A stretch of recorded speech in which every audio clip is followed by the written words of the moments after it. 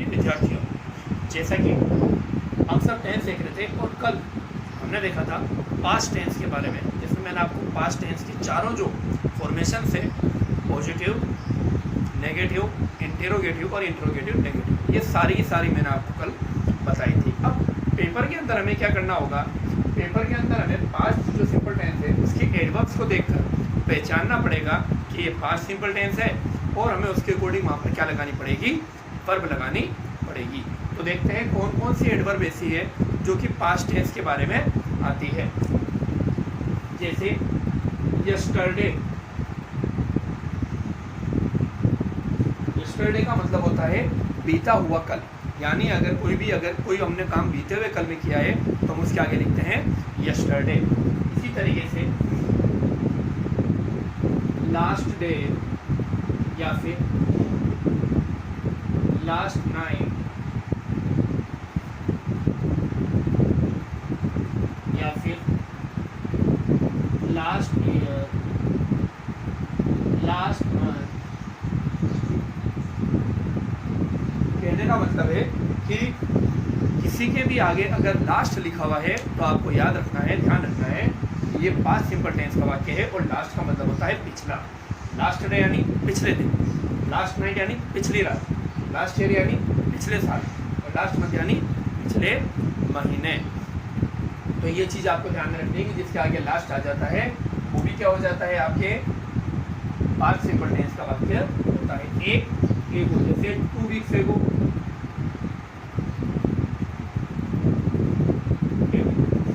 या फिर 3 डेज एगो,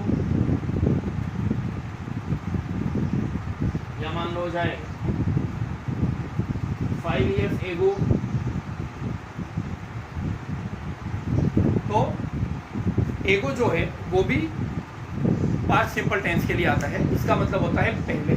2 वीक्स एगो यानी 2 सप्ताह पहले, 3 डेज एगो यानी 3 दिन पहले, 5 years एगो का मतलब होता है, 5 years एगो का मतलब होगा 5 साल पहले।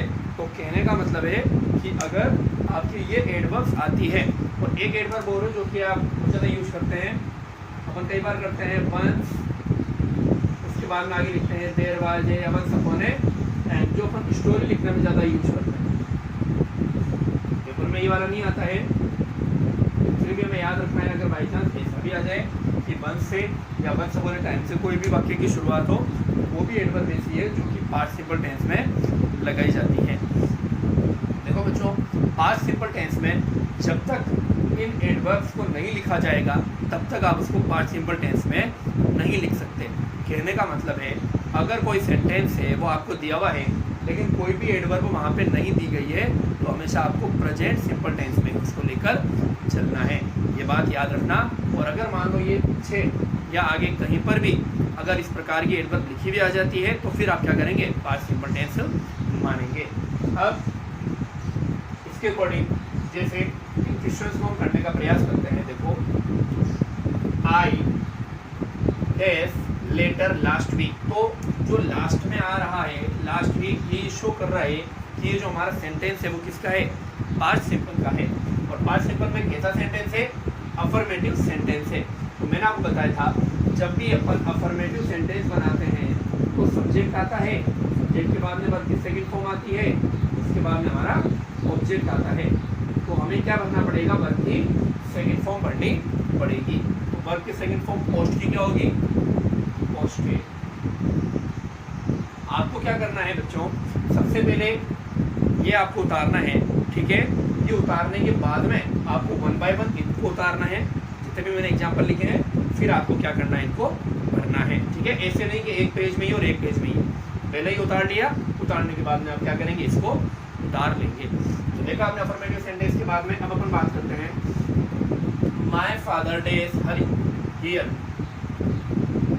My father days here yesterday, ये भी हमारा अफर्मेटिव सेंटेंस है। यहाँ पर भी वर्ब की क्या लगानी पड़ेगी, सेकंड फॉर्म। तो उनकी सेकंड फॉर्म क्या होती है, सेंटेंस बन गया my father came here yesterday. Next एक और देखते हैं, आई टेस्ट अ प्लेन यस्टरडे। देखो आगे नोट सी लिखा हुआ है, नोट सी बता रहा है कि ये तो क्या है, नेगेटिव सेंटेंस है और जब भी हम बात करते हैं नेगेटिव सेंटेंस की तो मैंने बताया था सब्जेक्ट के बाद में एक्टिव वर्ब में डिड के बाद में नॉट के बाद में हमेशा वर्ब की फर्स्ट फॉर्म और उसके बाद में ऑब्जेक्ट। तो आपको अब ये 3 चीज़ें भरनी पड़ेगी, एक तो डिड, नॉट और वर्ब की फर्स्ट फॉर्म। तो आई के बाद में क्या लगाएंगे, पहले हम डिड नॉट, ठीक है। वर्ब है हमारी सी, तो वर्ब की फर्स्ट फॉर्म ही है 2 सी। सेंटेंस बना I did not see a play yesterday. इस प्ले का मतलब होता है जो अपन नाटक देखते हैं मंच के ऊपर, उसके बारे में है ये वो वाला प्ले नहीं है, वर्ब नहीं है, ठीक है। I did not see a play yesterday, ठीक है। नेक्स्ट देखते हैं last year I days to Jaipur. अब देखो लास्ट ईयर क्या बता रहा है, ये 5 सिंपल का वाक्य है, सेंटेंस है। अब आगे अपने पास में कोई नहीं है तो इसका मतलब अफर्मेटिव ही है। अफर्मेटिव मैंने बताया था बल्कि क्या लगानी पड़ती है, सेकंड फॉर्म लगानी पड़ती है। सेकंड फॉर्म लगाते हैं हम, सेकंड फॉर्म लगाएंगे हम, ट्रेवल की हो जाएगी ट्रेवल TRAVE डबल LED, क्या बन जाएगी TRAVE LLED, ठीक है। उसके बाद में नेक्स्ट अपन देखेंगे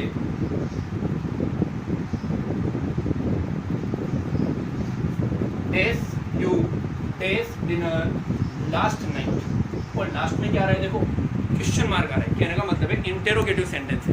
तो इंटेरोगेटिव सेंटेंस में क्या होता है, देखो जब भी हम इंटेरोगेटिव सेंटेंस बनाते हैं सबसे पहले एल्फियर के रूप में हम डिड को लिखते हैं, डिड के बाद में हम सब्जेक्ट लिखते हैं, सब्जेक्ट के बाद में वर्ब की फर्स्ट फॉर्म लगाते हैं, उसके बाद में ऑब्जेक्ट लिखते हैं और लास्ट में क्वेश्चन मार्क। तो हमें क्या चीज़ लिखनी पड़ेगी, एक तो आगे डिड लगाना पड़ेगा और उसके बाद में वर्ब की फर्स्ट फॉर्म लिखनी पड़ेगी। चलिए लिखते हैं, सब्जेक्ट के पहले डिड लगा दें, ये लगाया मैंने डिड यू।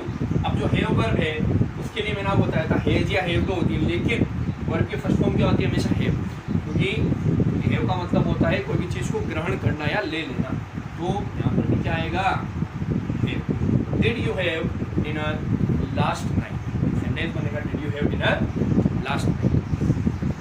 अगला जैसे मैंने आपको बताया था वंस अपॉन ए टाइम वाला, तो once upon a time there playing alone. Be जो वर्ब है मैंने आपको बताया था कि जो बी वर्ब है उसकी जो वर्ब की सेकंड फॉर्म होती है वो या तो वॉज होती है या फिर वर्ब होती है। अब हम देखेंगे कि जो लोयन है वो एक है, सिंगुलर है, तो यहाँ पर क्या आएगा, वॉच, ठीक है। नेक्स्ट देखते हैं आई डेज हिम 2 वीक्स एगो। देखो क्या आ गया है यहाँ पे, 2 वीक्स एगो, कहने का मतलब है एगो वाला सेंटेंस जो है वो आ चुका है, यानी यहाँ पर भी क्या है, पार्ट सिंपल टेंस है। अच्छा कैसा सेंटेंस है, अफर्मेटिव सेंटेंस है, तो क्या लगानी पड़ेगी, केवल बस की सेकंड फॉर्म लगानी है। तो मीट जो वर्ब है उसकी सेकंड फॉर्म क्या होगी, met. I met him 2 weeks ago, मैं 2 सप्ताह पहले उससे क्या हुआ था, मिला था। एक ये वाली और देखते हैं, जैसे यहाँ पर देखो थोड़ा सा हो गया, तो यहाँ पे अब देखो यहाँ पे इसको समझते हैं। देखो खालिस्तान है, ठीक है, उसके बाद में यू, फिर खालिस्तान, देर, लास्ट संडे और उसके बाद में क्वेश्चन मार्क। तो लास्ट संडे को ये बता रहा है कि ये क्या है, इंट्रोगेटिव पार्ट सिंपल है, पीछे वाला क्वेश्चन मार्क बता रहा है कि इंट्रोगेटिव है, लेकिन ये जो नोट लिखा हुआ है ये बता रहा है कि ये नेगेटिव भी है, यानी नेगेटिव इंट्रोगेटिव की बात करें, इंट्रोगेटिव नेगेटिव की बात कर रहे हैं।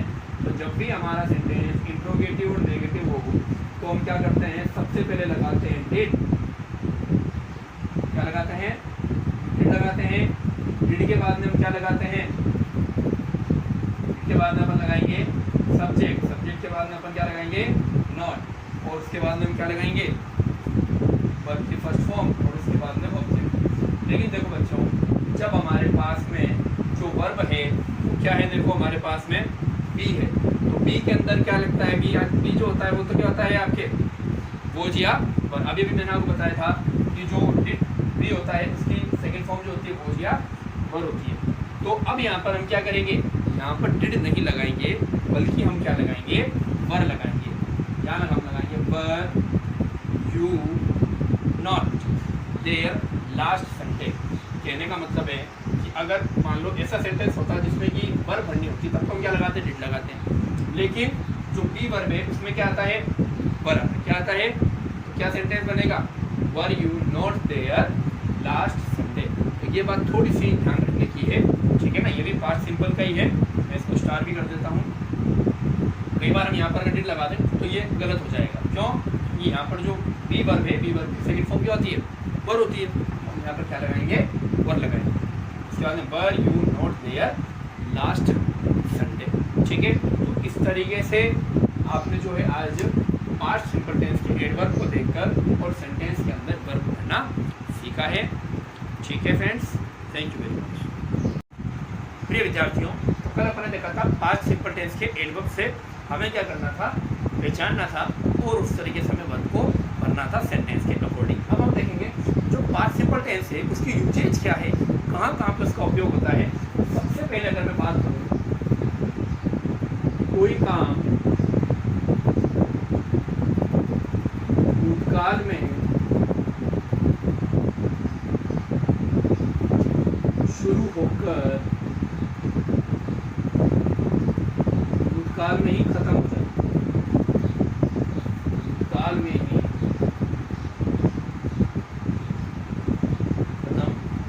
हो जाए, यानी कहने का मतलब है वो काम जारी नहीं होना चाहिए, बल्कि भूतकाल के अंदर ही क्या हो जाए? वो काम खत्म हो जाए। जैसे अगर मैं कहूँ he went to market last Sunday,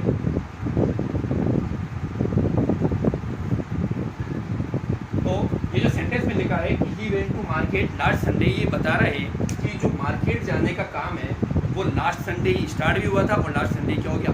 खत्म भी हो गया। इसी तरीके से एक और देखो, जैसे आई और साइकिल 5 years ago, जैसे I bought A cycle 5 years ago, यानी कहने का मतलब है मैंने 5 साल पहले क्या खरीदी थी? साइकिल खरीदी थी। तो कहने का मतलब है कि जो साइकिल खरीदने का जो काम है वो 5 साल पहले ही शुरू भी हुआ था और तुरंत क्या हो गया? खत्म भी हो गया, ठीक है। एक जैसे दूसरा लिखते हैं आई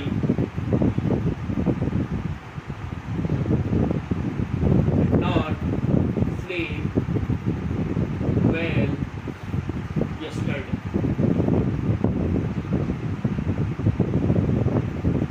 I did not sleep well yesterday, कहने का मतलब है कि कल जो है मैं अच्छे से नहीं सोया। तो कहने का मतलब है आज से पहले जो काम भूतकाल के अंदर कंप्लीट कर लिया जाता है उसमें हम क्या करेंगे? पास्ट सिंपल टेंस को लगाएंगे, चाहे वो काम 1 दिन पहले का हो, चाहे वो काम 10 दिन पहले का हो, और चाहे वो काम 100 दिन पहले का हो, चाहे वो काम सालों पहले का हो, ठीक है। तो पहला तो यही हो गया आपके यूजेज। दूसरा यूजेज देखते हैं।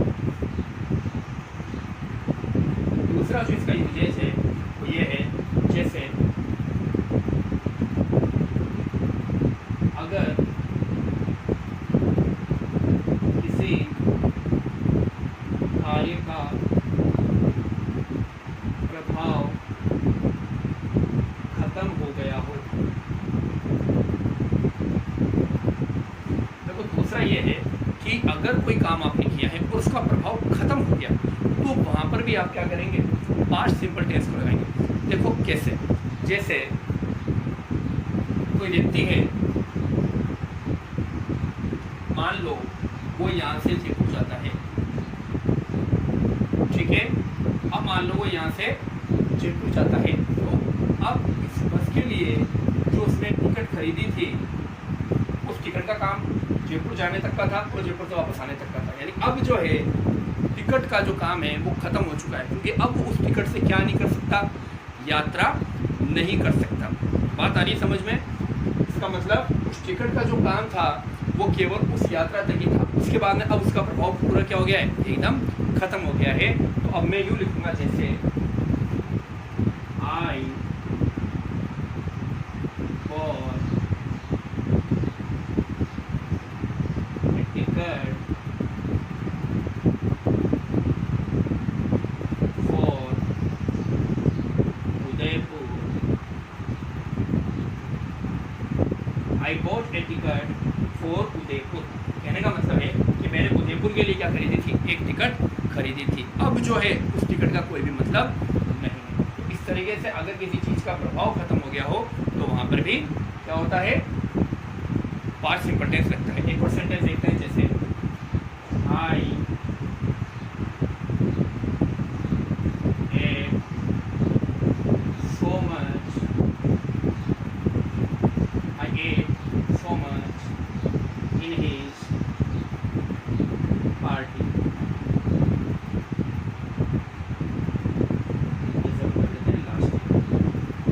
अब देखो यहाँ पे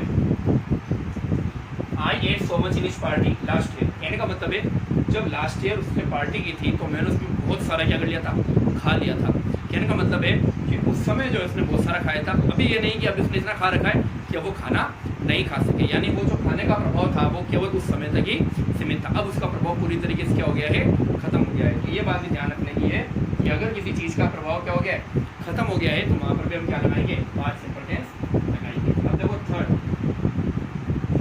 जो होता है, जब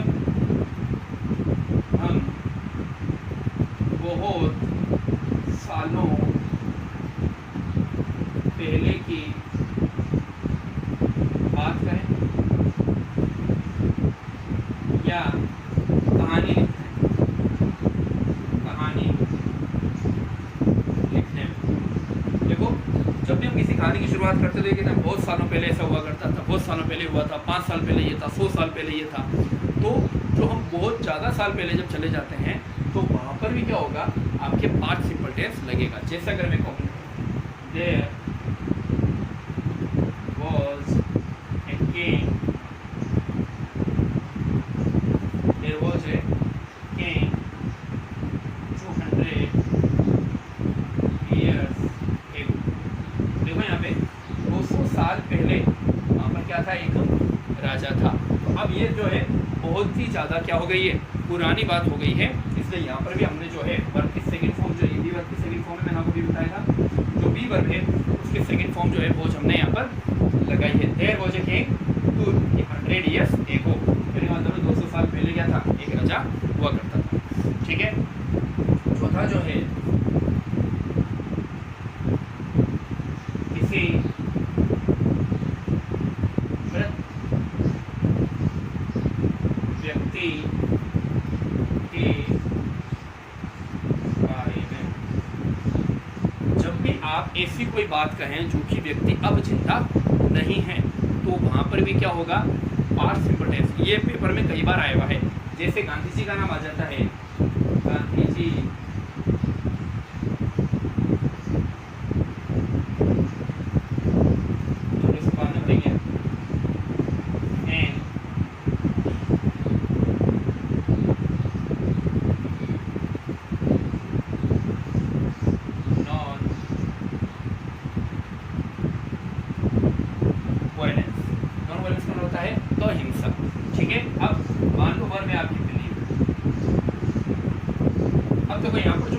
नाम आ रहा है। वैसे मैंने आपको बताया था कि जब तक आपके पीछे एडवर्ब नहीं आएगी तब तक आप इन्हें क्या नहीं करेंगे, पास्ट सिंपल टेंस यूज नहीं करेंगे।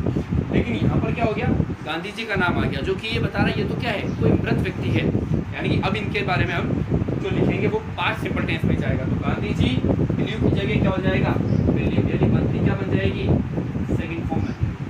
तो ये पेपर में कई बार ऐसा आया है, ये मृत व्यक्ति के बारे में जो नहीं है उसके बारे में दे देते हैं। इसी प्रकार से मान लो मुंशी प्रेमचंद की हम बात करें, मुंशी प्रेमचंद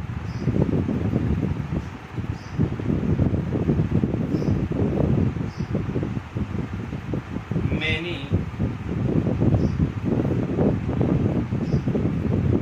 इंटरेस्टिंग स्टोरीज, या नॉवेल भी लिख सकते हैं, या ठीक है, यहाँ पर हम लगा देंगे एंड नॉवेल्स। अब देखो यहाँ पे कंपोज, अब देखो यहाँ पे Munshi Premchand many interesting story novels. अब हम जानते हैं कि जो मुंशी प्रेमचंद है उनका जीवन काल खत्म हो गया है, अब वो नहीं है। तो अब यहाँ पर हम क्या करेंगे, कंपोज की सेकंड फॉर्म लगाएंगे, वर्ब की सेकंड फॉर्म होगी कंपोज, तो लिखेंगे कंपोज। तो इस तरीके से आपको ध्यान में रखना है कि जब भी हम किसी मृत व्यक्ति के बारे में भी बात करेंगे तो वहाँ पर भी हम क्या लगाएंगे, वर्ब सेकंड फॉर्म यानी पास्ट सिंपल टेंस ही लगाएंगे। अब पास्ट सिंपल टेंस के और जो यूज है वो दो टेंसों को मिलाकर है, तो जब अपन वो टेंस पढ़ेंगे तब मैं आपको बार बार इस पास्ट सिंपल टेंस के बारे में चर्चा करूँगा। तो इसलिए आपके जो माइंड में पास्ट सिंपल टेंस की फॉर्मेशन पूरी क्लियर होनी चाहिए और किस तरीके से पास्ट सिंपल टेंस को यूज किया जाता है वो आपको जान होना चाहिए। Thank you very much.